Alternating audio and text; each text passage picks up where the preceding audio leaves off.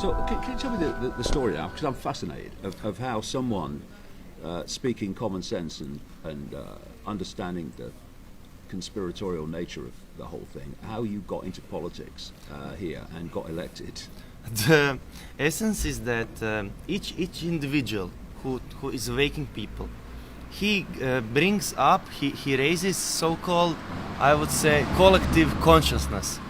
And you and I and many other people are giving their input to raise consciousness. And at particular moment, someone, in my case, me personally, have decided to do unthinkable, to use this collective consciousness as a tool to get out political message. Right. So I said that there is a conspiracy, that war on terrorism is fraud, that biggest threat for world peace are these imperialist wars, and that they are enslaving people with unpayable credits, and that our country as such is also slave of this financial system. You're the first politician that's spoken to me like this. That EU... Let me shake your hand. The breakthrough. That EU is... there is no democracy there. And people say... I've seen protests in Britain for staying in EU. And they say that Britain should not get out. And the guy came to that protest and he asked them a simple basic question. Are you for democracy? And they said we are, and then they asked, why don't you then accept the will of majority? And then they didn't want to speak anymore. Then he asked them, do you know who is the president of EU? They said, we don't know. So basically, people are unaware of reality. They are living in a dream, and there is a saying, if you see somebody in a dream, wake him up. Yeah, wake him up. Yes. So you became obviously well known. Saying I have seen in Croatia there were 130 political parties, and I have looked at every single one of them, which one has a program similar to what you and me speak, and I have seen none. And then I started my own political party. I gathered 100 people, as much as necessary, and I went to elections. And I speak all as you. Except the lizard stuff. Yeah. They're not ready for that yet. Yeah, the other stuff's good enough though. Yes, it's unbelievable. The fact that we are being ripped off and robbed by private banking cartels, it's a shocking truth. And they are not rich because they work hard. They are rich only because they privatized process of money creation. That's the pure, pure truth. What were people's reaction to this when you started talking about it publicly? It was first shock. What is this guy talking about? And for 4 years, they thought I was a fool and a crazy guy, and I've been labeled just like you did. Yep.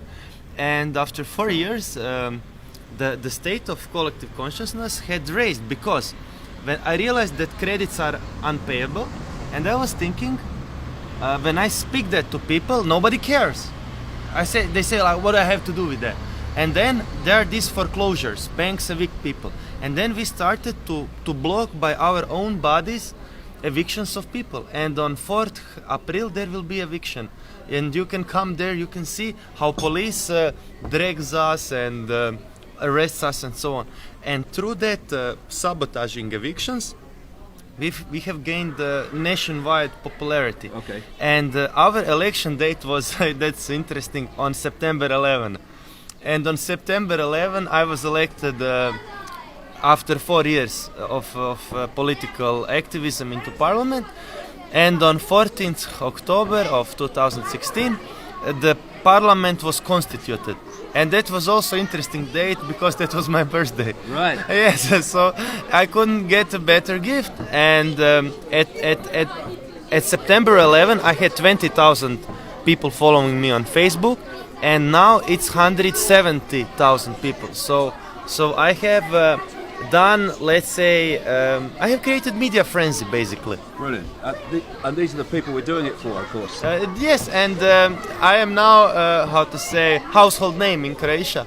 Fantastic. And all thanks in a big part to your speeches and your your books. And to make things funnier, I remember when you spoke how all what is needed to control society is to establish norms. What is normal, what is not normal. Exactly. And I have used your speech in my election campaign. I have subtitled his speeches. I put it on our Facebook page. It had 500,000 views. People click. It was viral stuff, and some people discussed. Some disagreed, but most were just fascinated because no one ever said so simple truth on so simple way. So you got elected. You became an activist, and Yes. you got elected. When you went into that building there, which they won't let me in because I haven't got ID. Yeah. What was the response when you started talking about these things in the chamber? It was interesting when I spoke truth about NATO alliance, NATO pact. I don't know how to call it. The media, let's say, labeled me as a fool, but the world media, they were interested. What's your saying on what do you think, and what's your view? And I gave interview for Sputnik, Russian news agency, for Turkish satellite TV. I was quoted even by New York Times. Then it was this Telesur. Telesur is Latin American satellite news network, and the title was La OTAN, NATO, representa una peligro para el mundo entero, something like that, like NATO represents danger to the whole world. And I have compared America with Hitler's Germany, and they asked how can you compare the two, and I said just count the countries which Hitler invaded, and then count countries which America invaded, and then combine the debt from Vietnam to Nicaragua, and you will see, you will come to close numbers. See, this is the thing. I noticed a long time ago when I was quite young how many times the American government had to keep telling both the domestic population, this is the land of the free, you're the freest Yes. people in the world, and how often they had to tell the rest of the world that it was the freest country in the world and the home of democracy and freedom. Look, if it is, you don't have to keep telling me.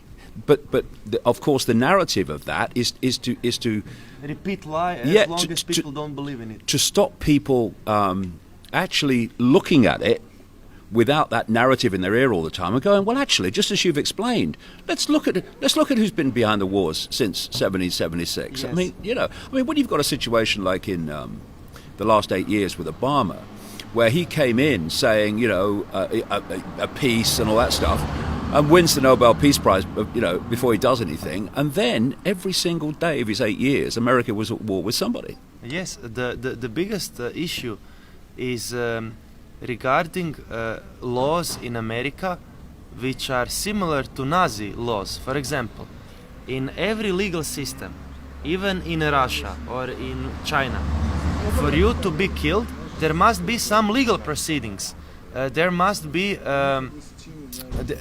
there must be so-called a trial, and you must be convicted, and then you can be sentenced to death. But Right. in America, a president can just sign executive order for your execution without a trial. He just labels you as threat to domestic security, and the American government can assassinate you anywhere in the world, even if you are American citizen. And Obama had used this executive order. This kind of legislation is allowing arbitrary killings, which is not normal practice. Also, torture in Guantanamo. People know what horrific stories came from there, and Obama didn't close Guantanamo. He kept on with these invasions, and he got the Nobel Peace Prize. Yeah. That's the paradox in the Yeah. whole situation. Well, if you follow the history of the Nobel Peace Prize, I mean, some of the people who have got it has been some of the world's biggest killers and manipulators of conflict, ironically.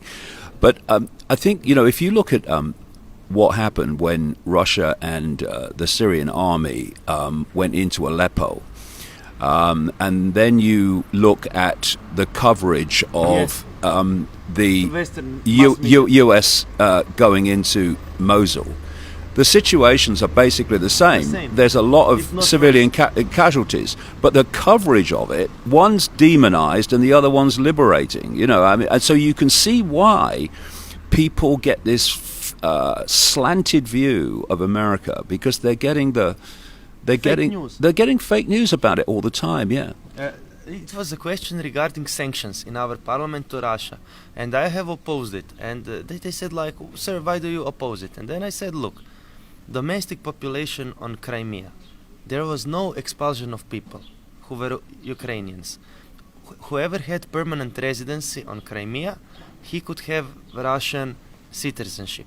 Also, there was a referendum, and Russian government, they asked Western observers, if they don't believe in legitimacy of referendum, to come to overlook. They said, no, we will not. Why? Because they knew there is Russian majority and that referendum was real, that people wanted to join Russia. And first decision by Russian government after annexation of Crimea was to double the pensions, for example. Imagine you are a pensioner, new government doubles the pensions. You can't. There was no revolt of people, you know. And in the same time, Israel is breaking all international law, all international norms. I will just count few. First, in 1948, Israel expelled 750,000 Palestinians from their own land and confiscated their property in present-day Israel. And although there is a UN Security Council resolution 194, which says Israel must allow return of refugees, up until today these people have not been allowed to return, and that's why Palestinians are the biggest refugee population in the world today, 4.5 million, more than Syrians. Nobody speaks about that. Right. Then you have UN resolution 242, which says Israel must withdraw from West Bank. Israel didn't withdraw from West Bank. You have another United Nations Security Council resolution 497, which says that occupation of Syrian Golan Heights is null and void. No basis in international law. Israel doesn't want to pull out. Then you have another Security Council resolution 2334, which says Israel must stop building illegal settlements on stolen land. Israel disregards all this, and Palestinians in Israel and occupied territories of West Bank can only dream about status of Ukrainians in Crimea. And I asked Spanish ambassador in Croatia, sir, if you are so eager about international law and you think sanctions on Russia should apply, why then you don't think that the sanctions on Israel should apply too? Or if they shouldn't apply on Israel, why apply on Russia? And then he said to me, look, Ivan, he said international politics, it's full of double standards. Yeah. So that was his answer. And I said, but what if there is a politician who rejects double standards?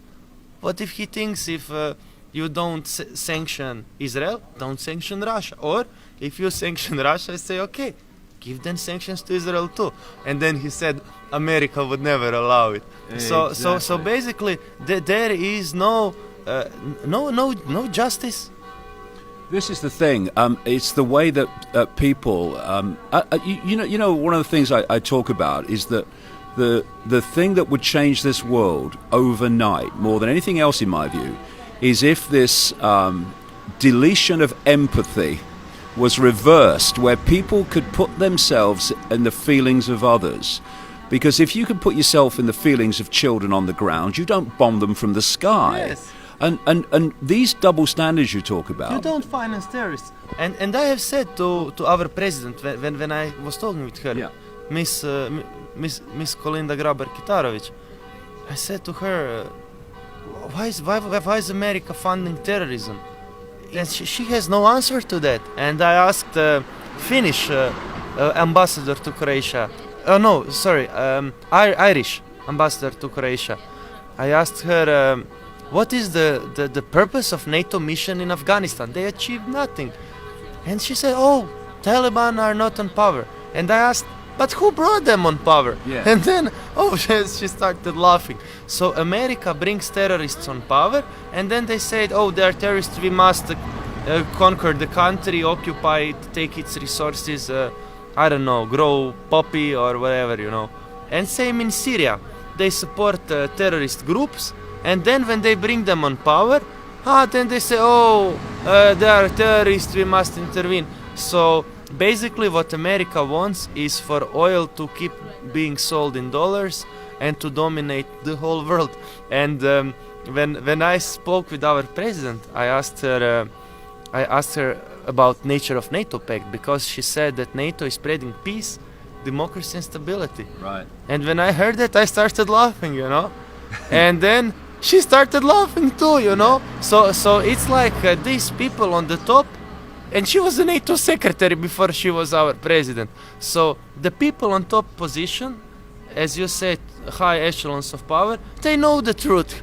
But people on the bottom of pyramid, they are duped into believing fake news and lies. And for example, in France, they now make like fake news law. For example, if you publish a fake news, like you can get into prison or get fined with a big financial punishment. And then someone asked, what about news media which said that Iraq has weapons of mass destruction?